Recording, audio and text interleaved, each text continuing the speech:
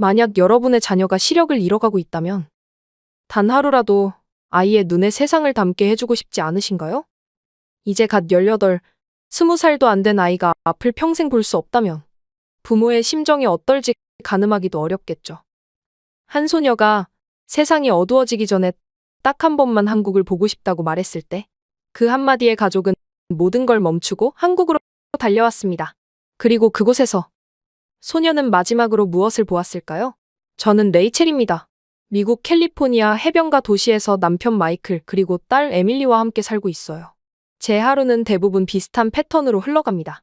아침 일찍 일어나 남편에게 아침을 차려주고 에밀리를 수영장으로 데려다주고 나면 집으로 돌아와 프리랜서 그래픽 디자이너 일을 하죠. 에밀리는 16살 유망한 수영 선수예요. 12살 때부터 주 대표로 활약해왔고 올림픽 꿈을 키우며 매일 새벽과 저녁으로 훈련을 하고 있죠. 그런데 최근 몇 주 사이 에밀리가 달라졌어요. 전에는 훈련이 끝나면 늘 흥분해서 엄마, 오늘 100m 자유형 기록이 0.3초나 단축됐어요. 라며 기쁘게 이야기하던 아이가 이제는 자동차에 타자마자 헤드폰을 끼고 창밖만 바라봐요. 말수도 줄었고 저와 대화할 때도 시선을 피하는 경우가 많아졌어요. 남편 마이클은 청소년기니까 그럴 수 있어. 압박감도 심하고 경쟁도 치열하잖아. 너무 걱정하지 마. 라고 했지만 저는 뭔가 더 큰 문제가 있다는 느낌을 지울 수 없었어요. 어느 아침 에밀리가 수영복으로 갈아입으려고 할 때였어요. 문득 딸의 팔에 보라색 멍이 크게 들어있는 것이 보였어요. 제가 본 것을 알아챈 에밀리는 재빨리 수영 재킷을 입으려고 했죠. 에밀리, 팔에 그 멍은 뭐니? 제가 물었어요. 그러자 에밀리는 당황한 듯 아, 이거요? 턴하다가 벽에 부딪혔어요. 별거 아니에요. 라고 대답했어요. 대수롭지 않은 일처럼 얘기했지만 그 목소리와 표정에서 뭔가 숨기는 듯한 느낌이 들었어요. 턴할 때 부딪혔다고. 턴은 항상 완벽하게 했잖아. 코치가 뭐라고 하던? 다른 부상은 없어? 정말 그게 다야? 제가 계속 물어보자 에밀리의 표정이 점점 경직되었어요. 엄마, 그냥 실수한 거예요. 누구나 그럴 수 있잖아요. 에밀리는 짜증 섞인 목소리로 대답하며 서둘러 가방을 챙겼어요. 저는 에밀리의 손목을 잡았어요. 에밀리, 엄마한테 말해줘. 뭔가 있는 거지? 요즘 코치가 너무 강하게 훈련시키는 거야? 아니면 다른 문제가 있는 거니? 그러자 에밀리는 제 손을 뿌리치고 늦었어요. 데이브 코치가 기다려요. 라며 현관문을 쾅 닫고 나가버렸어요. 그날 저녁 마이클이 병원에서 돌아왔을 때 이 일을 털어놨어요. 마이클, 에밀리 팔에 큰 멍이 들었더라고. 턴하다 부딪혔다고 하는데 뭔가 숨기는 것 같아. 수영장에서 무슨 일이 있는 건지 모르겠어? 마이클은 잠시 생각하더니 에밀리가 큰 대회를 앞두고 있잖아. 아마 압박감 때문에 예민해져 있을 거야. 너무 다그치면 반발할 수 있으니 좀 지켜보자. 라고 말했어요. 저는 남편 말을 따르기로 했지만 마음 한구석이 계속 불안했어요. 그날 밤 에밀리의 방으로 가서 노크했어요.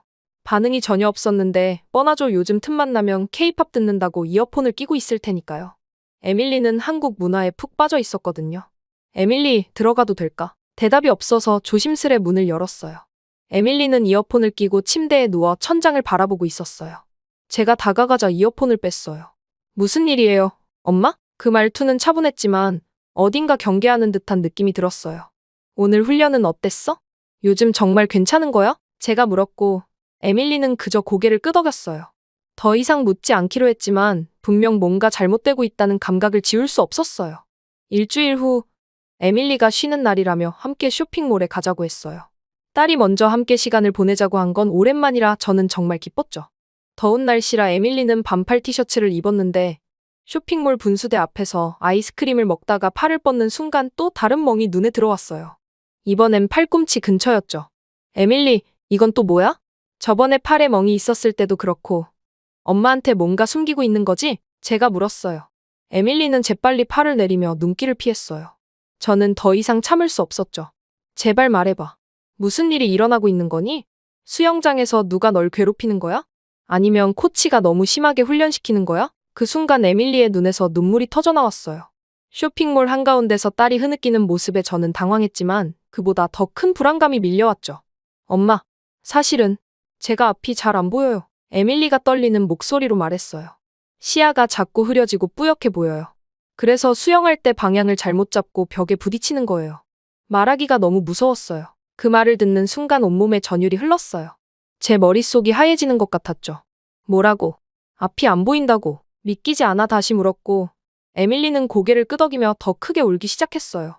처음엔 가끔 그랬는데 훈련하다 피곤해서 그런가 했어요. 근데 점점 더 자주 그러는 거예요. 엄마, 내가 올림픽 꿈을 포기해야 하나요? 딸의 떨리는 목소리에 저도 눈물이 쏟아졌어요. 그 자리에서 바로 마이클에게 전화했죠. 남편은 병원에서 응급수술 중이었지만 상황을 듣자마자 동료에게 수술을 넘기고 곧바로 병원 안과로 오라고 했어요. 마이클이 병원에 도착했을 때 저희는 이미 접수를 마치고 기다리고 있었어요. 남편은 에밀리를 꼭 안아주며 걱정하지 마, 내가 있잖아. 우리가 함께 해결할 거야. 라고 말했지만 그의 눈빛에서도 걱정이 느껴졌어요. 안과 전문의가 여러 검사를 마친 후 심각한 표정으로 저희에게 다가왔어요. 마이클 선생님, 부인분. 에밀리에게 젊은 나이에 발병하는 황반변성 증상이 보입니다. 보통은 노인들에게 나타나는 질환인데 에밀리같이 젊은 경우는 매우 드물어요. 진행 속도도 비정상적으로 빠르고요. 치료 방법은요? 회복될 수 있나요? 제가 떨리는 목소리로 물었어요. 의사는 고개를 천천히 저었어요. 현재로서는 진행을 늦출 수는 있지만 이미 오른쪽 눈의 시력은 많이 손상됐습니다. 약물 치료와 주사 요법을 시도해 볼 수 있지만 완전한 회복은 어렵다고 봐야 합니다. 에밀리는 고개를 숙이고 말없이 손수건을 꽉 쥐고 있었어요. 의사실을 나오는 순간 딸이 속삭이듯 말했어요. 이제 수영을 계속할 수 없겠죠? 마이클은 에밀리의 어깨를 감싸며 지금은 내 건강이 우선이야. 수영은 나중에 생각하자. 라고 말했지만 에밀리의 꿈이 무너지는 소리가 들리는 것 같았어요. 그 후 몇 주 동안 저희는 가능한 모든 치료법을 시도했어요. 여러 병원을 찾아다니고 유명한 안과 의사들에게 상담도 받았죠. 하지만 답은 모두 비슷했어요.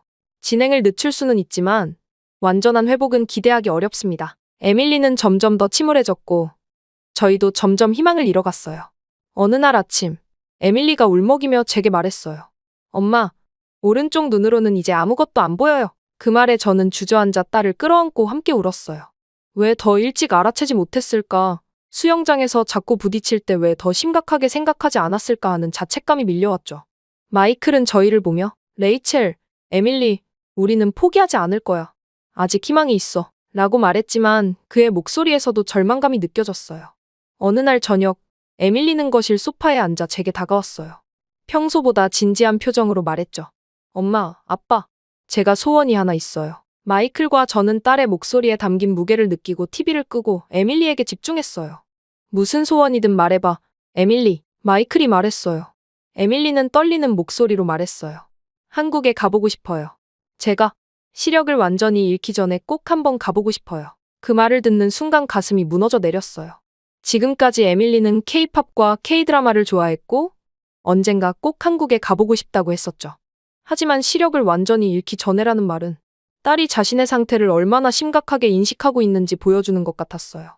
저는 더 이상 참지 못하고 에밀리를 꼭 안아주었어요. 마이클도 우리에게 다가와 함께 안았죠. 물론이지, 에밀리. 한국에 갈 거야. 꼭 데려갈게. 마이클이 떨리는 목소리로 말했어요. 그날 밤, 마이클은 회사에 무기한 휴가를 신청했고 저도 프리랜서 프로젝트들을 모두 미뤘어요. 그리고 다음 날 아침 바로 한국행 비행기표를 예매했죠. 에밀리가 좋아하는 서울의 명소들을 모두 적어 일정을 짰어요. 우리 가족에게 필요한 건 희망과 행복한 추억이었으니까요. 일주일 후 저희 가족은 한국행 비행기에 올랐어요. 에밀리는 아침부터 들떠 있었죠. 탑승구에서 기다리는 동안 계속 K-팝 노래를 흥얼거리며 웃고 있었어요. 엄마, 한국에 가면 한글을 직접 볼 수 있겠죠? 그리고 한복도 입어보고 싶어요. 아, 한강도 가보고 싶어요. TV에서 봤는데 정말 아름답더라고요. 에밀리의 이런 모습은 오랜만이었어요.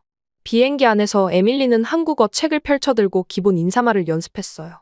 안녕하세요. 감사합니다. 를 계속 반복하며 웃었죠. 저희도 함께 웃었지만 마음 한편으로는 이 여행이 딸이 세상을 마지막으로 보는 기회가 될지도 모른다는 두려움이 컸어요. 14시간의 긴 비행 끝에 인천국제공항에 도착했어요. 에밀리는 창밖으로 보이는 한국의 첫 모습에 감탄했죠. 와, 정말 와버렸어. 믿을 수 없어요. 공항 입국장에 들어서자 에밀리의 얼굴에는 미소가 가득했어요. 처음 보는 한글 간판들과 분주히 오가는 사람들을 신기한 듯 바라보았죠. 수화물을 찾고 입국 심사를 마친 후 저희는 공항 로비로 나왔어요. 그런데 갑자기 에밀리가 걸음을 멈췄어요. 그리고는 얼굴이 창백해지더니 손으로 눈을 비비기 시작했어요. 에밀리, 괜찮아? 제가 다가가서 물었어요. 엄마, 갑자기 안 보여요. 왼쪽 눈도 거의 안 보여요. 에밀리의 목소리가 공포에 질려 떨렸어요. 그리고는 그 자리에 주저앉아 울기 시작했죠. 엄마, 무서워요. 아무것도 안 보여요. 마이클이 재빨리 에밀리를 부축했어요. 에밀리, 진정해. 아빠가 여기 있어. 괜찮을 거야. 저는 공황 상태에 빠졌어요. 공항 한가운데서 우리 딸이 시력을 잃어가고 있는데 우리는 낯선 나라에 막 도착했고 어디로 가야 할지도 몰랐으니까요. 에밀리의 울음소리를 듣고 공항 직원이 빠르게 다가왔어요. 무슨 일이세요? 영어로 물었죠. 마이클이 상황을 설명했어요. 우리 딸이 시력 문제가 있어요. 희귀 질환인데 갑자기 상태가 악화된 것 같아요. 의료 도움이 필요합니다. 공항 직원은 즉시 무전기로 연락을 취했고 몇 분 후에 의료팀이 도착했어요. 그들이 에밀리를 간단히 검사한 후 통역사를 통해 말했어요. 곧바로 병원으로 이송해야 할 것 같습니다. 근처에 큰 대학병원이 있습니다. 구급차를 불러드릴게요. 한국 공항에 도착한 지 30분 만에 저희 가족은 구급차에 실려 병원으로 향하고 있었어요. 에밀리는 제 품에 안겨 계속 울었어요. 엄마, 제발. 난 아직 한국을 보고 싶어요. 한강도 보고 싶고 경복궁도 가보고 싶어요. 제발. 그 말을 들으며 저는 울음을 참을 수 없었어요. 마이클은 딸의 손을 꼭 잡고 볼 수 있을 거야. 에밀리, 포기하지 마. 꼭 같이 볼 거야. 라고 말했지만 그 목소리에는 불안감이 가득했어요. 병원에 도착하자 에밀리는 즉시 응급실로 이송되었어요. 의료진이 빠르게 대응해 여러 검사를 시작했죠. 저희는 대기실에서 초조하게 기다렸어요. 마이클은 미국 동료 의사들에게 연락해 조언을 구하고 저는 에밀리의 의료 기록을 정리했어요. 서로 말은 없었지만 손을 꼭 잡고 있었죠. 미국에서 왔다고요? 수영 선수인 따님을 위해? 의사가 영어로 물었어요. 마이클이 고개를 끄덕이자 의사는 살짝 미소 지었어요. 다행입니다. 우연히 저희 병원에 오셨네요. 제가 안과 전문이거든요. 1시간 반 정도가 지났을 때 간호사가 상담실로 저희를 안내했어요. 젊은 의사가 영어로 말했습니다. 검사 결과를 말씀드리겠습니다. 그는 모니터를 돌려 에밀리의 눈 스캔 이미지를 보여주었어요. 따님의 상태는 급성 망막색소 변성으로 보입니다. 하지만 흥미로운 점은 일반적인 케이스와 달리 혈관성 요인이 강하게 작용하고 있어요. 특히 수영 선수라 수압과 염소에 자주 노출된 것 그리고 장시간 비행 후 기압 변화가 급격한 악화를 가져온 것으로 보입니다. 그럼 치료 방법이 있나요? 제가 떨리는 목소리로 물었어요. 김 교수는 고개를 끄덕였어요. 다행히 저희 병원은 최근 이와 유사한 희귀 케이스를 연구해왔습니다. 두 눈 모두 회복 가능성이 있습니다. 오른쪽 눈은 미세 혈관 수술이 필요하고 왼쪽 눈은 레이저 신경 시술을 통해 시신경 재생을 도울 수 있습니다. 두 시술 모두 성공률이 높습니다. 그 말을 듣는 순간 희망이라는 감정이 온몸을 타고 흘렀어요. 저도 모르게 눈물이 쏟아졌고 마이클은 의사의 손을 꼭 잡으며 말했어요. 정말 감사합니다. 언제든 시술할 수 있을까요? 에밀리의 상태가 급격히 악화되고 있어 최대한 빨리 진행하는 게 좋겠습니다. 두 시술을 동시에 진행할 수 있습니다. 바로 준비하시겠어요? 저희는 즉시 동의했고 에밀리에게 상황을 설명했어요. 딸은 처음으로 며칠 만에 밝게 웃으며 말했어요. 정말요? 다시 볼 수 있게 된다고요? 수영도 계속할 수 있을까요? 김 교수는 단계적으로 회복하면 가능성이 있습니다. 라고 답했어요. 에밀리가 수술실로 들어가기 전 저희는 딸을 꼭 안아주었어요. 괜찮을 거야, 에밀리. 곧 다시 수영장에서 너의 빛나는 모습을 볼 수 있을 거야. 마이클이 말했어요. 사랑해, 에밀리. 너는 항상 우리의 자랑이야. 제가 떨리는 목소리로 덧붙였어요. 에밀리가 수술실 문 너머로 사라지자 저는 그 자리에 주저앉아 버렸어요. 마이클도 벽에 기대어 눈물을 훔쳤죠. 제발 우리 딸이 다시 볼 수 있게 해주세요. 의료진이 보호자 대기실로 저희를 안내했어요. 거기서 저희는 서로를 위로하며 기다렸죠. 마이클은 레이첼, 에밀리는 강한 아이야. 이겨낼 거야. 라고 계속 말했지만 그의 목소리도 떨리고 있었어요. 수술실 앞 복도에서 저희는 끝없는 기다림의 시간을 보냈어요. 저는 수시로 천장을 올려다보다가 다시 고개를 떨구곤 했죠. 최악의 상황을 상상할 때마다 고개를 흔들며 그 생각을 떨쳐냈어요. 안 돼. 에밀리는 분명 잘 될 거야. 우리 딸은 강한 아이니까. 마이클은 옆에서 깊은 한숨을 내쉬며 제 손을 더 꽉 잡았어요. 그는 의사로서 수많은 수술을 집도하고 지켜봤지만 자신의 딸이 수술대에 누워있다고 생각하니 평정심을 유지하기 힘들어 보였어요.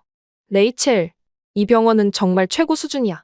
내가 동료들에게 물어봤는데 여기 안과는 세계적으로도 손꼽히는 곳이래. 그의 말이 위로가 됐지만 시간은 마치 멈춘 것처럼 느껴졌어요.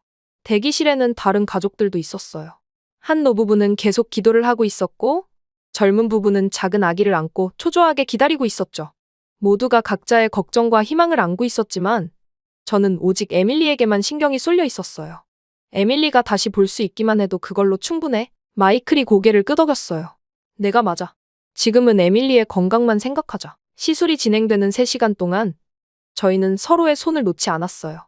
창밖으로 보이는 서울의 풍경이 점점 어두워져 갔지만 저희 마음속엔 조심스러운 희망의 불빛이 켜지기 시작했어요.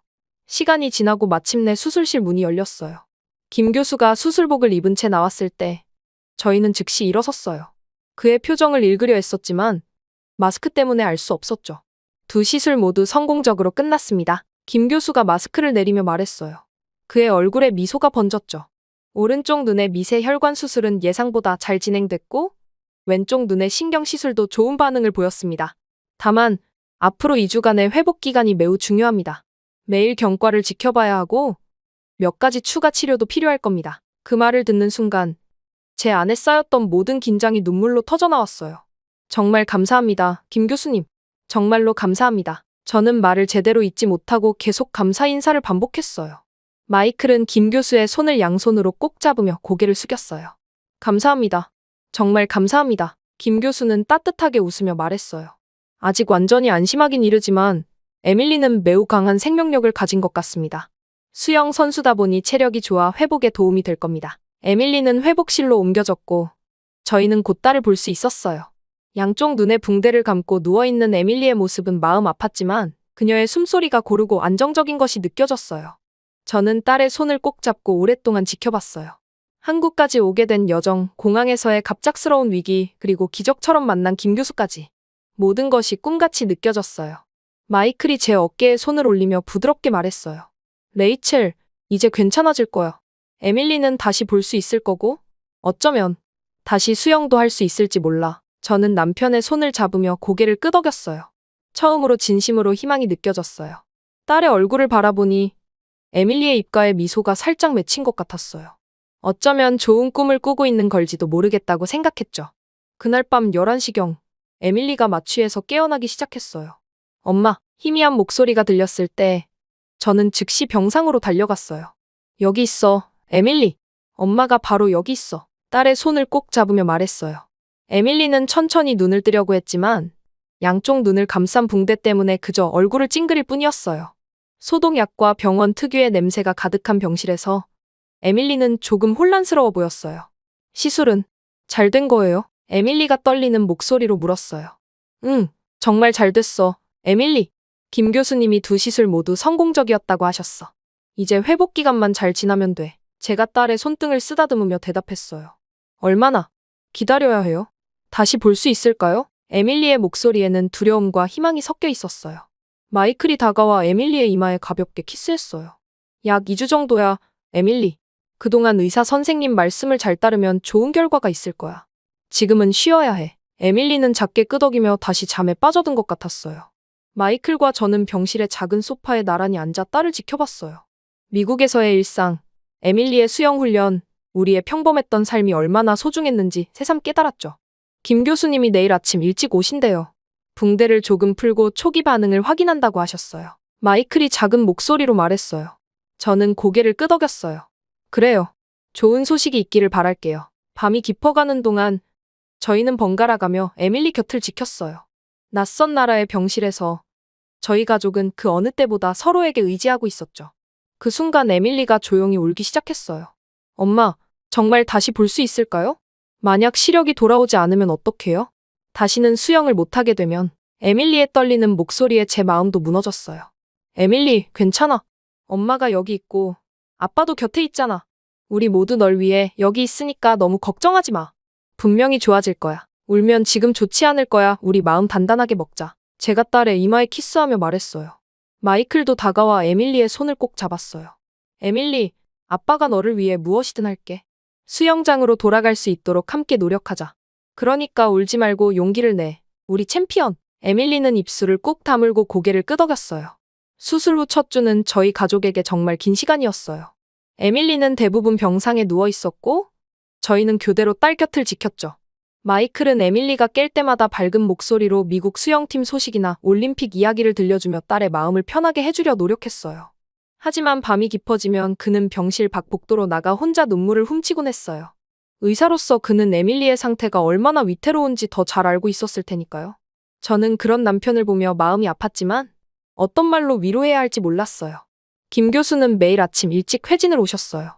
붓기가 예상보다 빨리 가라앉고 있습니다. 시신경의 반응도 긍정적이에요. 지금까지는 좋은 신호입니다. 라는 말씀에 저희는 잠시 안도했지만 여전히 불안했어요. 매일이 희망과 절망 사이를 오가는 롤러코스터 같았죠. 저는 종종 에밀리 곁에 앉아 눈가를 부드럽게 닦아주며 물었어요. 많이 불편하니? 뭐 필요한 것 있어? 에밀리는 미소를 지으며 아니요, 그냥 엄마랑 아빠가 옆에 있어 주는 게 좋아요. 라고 대답했어요. 그 말에 저희는 다시 용기를 얻었습니다. 드디어 수술 후 7일째 되는 날, 김 교수가 에밀리의 양쪽 눈붕대를 푸는 시간이 왔어요. 제 심장은 빠르게 뛰었고 마이클과 저는 서로의 손을 꼭 잡고 있었어요. 에밀리도 긴장한 듯 입술을 깨물고 있었죠. 에밀리, 천천히 눈을 떠보세요. 처음에는 조금 불편할 수 있으니 무리하지 마세요. 빛이 보이면 말해주세요. 김 교수의 차분한 목소리에 에밀리는 조심스럽게 눈을 떴어요. 에밀리는 한참 동안 눈을 깜빡이더니 갑자기 눈물을 글썽이며 소리쳤어요. 엄마, 아빠, 보여요. 정말 보여요. 전보다 훨씬 잘 보여요. 그 순간 저는 참았던 감정이 폭발하듯 딸을 꼭 안으며 울음을 터뜨렸어요. 마이클은 기쁨의 환호성을 지르며 에밀리를 품에 안았죠. 우리 에밀리, 정말 대단해.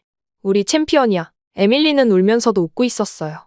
세상이 이렇게 깨끗하게 보이다니 눈앞이 너무 선명해요. 김 교수도 만족스러운 표정으로 고개를 끄덕였어요. 생각보다 회복이 빠르네요.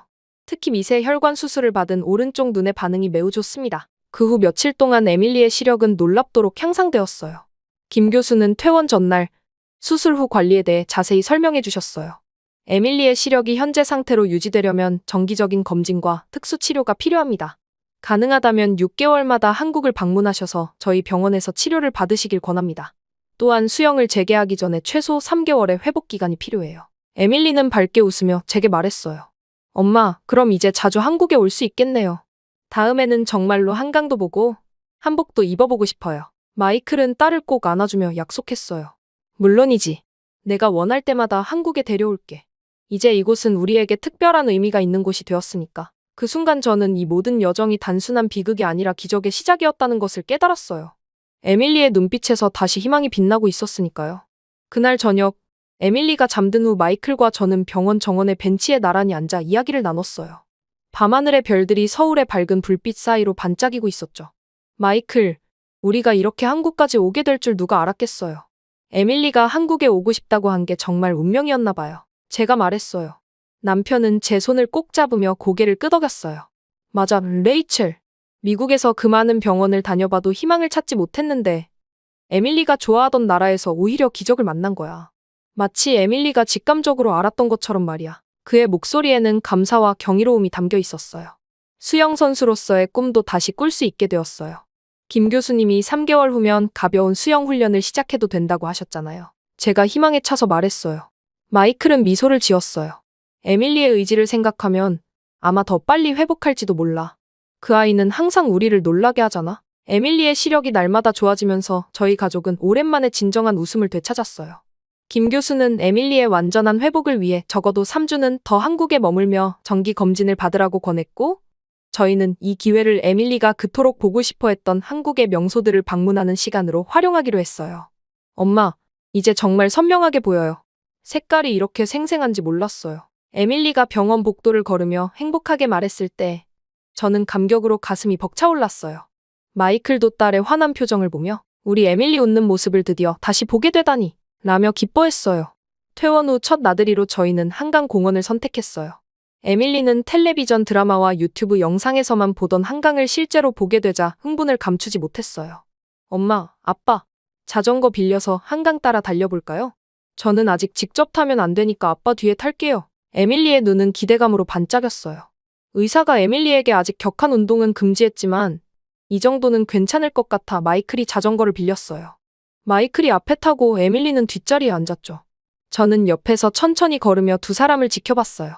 에밀리, 어때? 바람이 시원하지? 마이클이 페달을 밟으며 물었어요. 정말 최고예요, 아빠. 풍경이 너무 예뻐요. 에밀리는 환하게 웃으며 한강의 푸른 물결을 바라봤어요. 한강을 따라 한참을 달린 후 저희는 강변 벤치에 앉아 쉬었어요. 시원한 강바람이 불어오는 가운데 마치 새로운 시작을 맞은 것처럼 평화로운 시간을 보냈죠. 엄마, 여기 사람들 모두 행복해 보여요.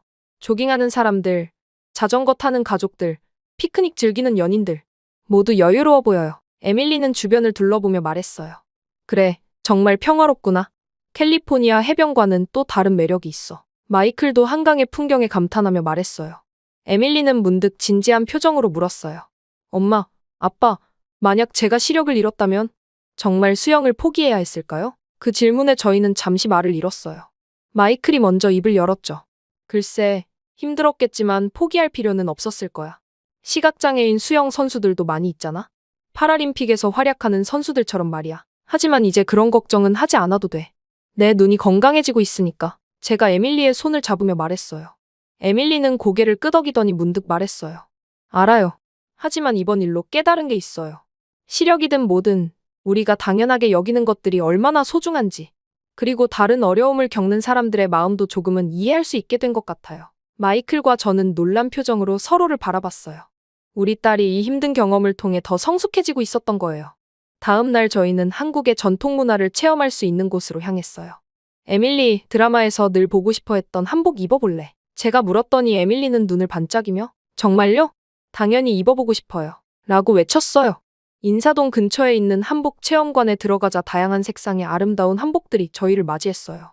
에밀리는 하늘색 바탕에 연분홍 꽃무늬가 수놓인 한복을 골랐죠. 갈아입고 나왔을 때 저희 부부는 감탄을 금치 못했어요.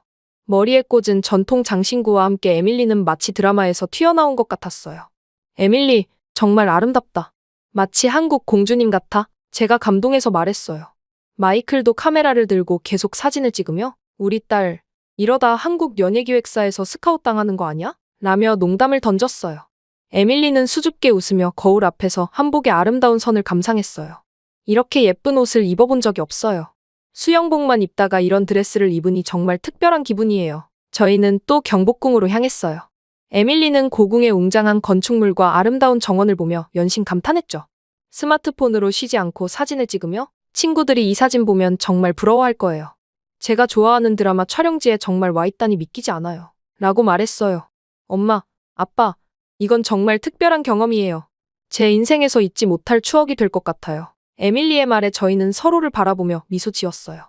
딸이 이렇게 행복해하는 모습을 보는 것만으로도 모든 고통이 씻겨나가는 것 같았죠. 점심때가 되자 저희는 인근 시장으로 가서 한국의 길거리 음식을 맛보기로 했어요. 에밀리는 빨간 떡볶이를 보고 눈을 동그랗게 떴어요. 와, 이거 드라마에서 본 그 음식이에요. 진짜 매워 보이는데. 먹어봐도 될까요? 마이클이 웃으며 대답했어요. 당연하지. 한국에 왔는데 떡볶이를 안 먹어볼 수는 없지. 나도 한번 도전해볼게. 에밀리는 조심스럽게 한 입 먹더니 순간 눈을 크게 뜨고 우와, 정말 매워요. 근데 맛있어요. 라고 소리쳤어요. 곧 저희 셋은 떡볶이, 어묵, 순대까지 다양한 음식을 나눠 먹으며 즐거운 시간을 보냈죠. 에밀리가 한국 음식을 맛있게 먹는 모습을 보며 저는 그동안의 모든 걱정과 긴장이 녹아내리는 것을 느꼈어요. 한국에서의 마지막 주, 저희는 남산타워에 올라 서울의 야경을 감상하기로 했어요. 케이블카를 타고 올라가는 동안 에밀리는 창밖으로 펼쳐지는 서울의 전경에 감탄했어요. 엄마, 이게 다 서울이에요. 엄청 넓고 화려하네요. 불빛들이 마치 별처럼 빛나고 있어요. 에밀리의 눈에도 별이 빛나고 있었어요. 남산타워에 도착해 전망대에 섰을 때 에밀리는 한동안 말없이 서울의 야경을 바라봤어요. 그리고는 갑자기 진지한 표정으로 말했어요. 엄마, 아빠, 제가 정말 행복해요. 한국에 와서 눈도 다시 보게 되고 이렇게 아름다운 곳도 볼 수 있게 되고 사실 여기서 더 오래 있고 싶어요. 나중에 크면 여기 살고 싶을 정도로요. 저는 에밀리의 손을 잡았어요. 에밀리, 내가 원한다면 엄마는 뭐든 지원할게. 내가 행복하다면 그게 가장 중요해. 마이클도 에밀리의 어깨를 감싸며 말했어요. 그래, 우리 딸이 원한다면 언제든 한국에 올 수 있어. 대학도 여기서 다닐 수 있고 훈련도 여기서 할 수 있어. 김 교수님도 계속 너를 지켜봐 주실 테니까. 에밀리는 눈을 반짝이며 소리쳤어요. 정말요? 그럼 고등학교 졸업하면 한국 대학에 지원하고 싶어요. 여기서 수영도 계속하고 한국어도 제대로 배우고 싶어요. 그 순간 저희 가족은 남산타워의 찬란한 불빛 아래서 새로운 꿈을 품게 되었어요. 미국으로 돌아가는 비행기를 타기 전날 밤 호텔 로비에 앉아 저는 지난 몇 주간의 영화 같은 일들을 되돌아봤어요. 에밀리가 시력을 잃어가던 그 절망적인 순간부터 한국에서의 기적 같은 시술과 회복, 그리고 지금 딸의 밝게 빛나는 눈빛까지 모든 것이 꿈만 같았어요. 마이클, 우리가 정말 잘한 결정이었을까요? 제가 조용히 물었어요. 남편은 확신에 찬 목소리로 대답했어요. 당연하지, 레이첼. 우리가 한국에 오지 않았다면 에밀리는 시력도 꿈도 잃었을 거야.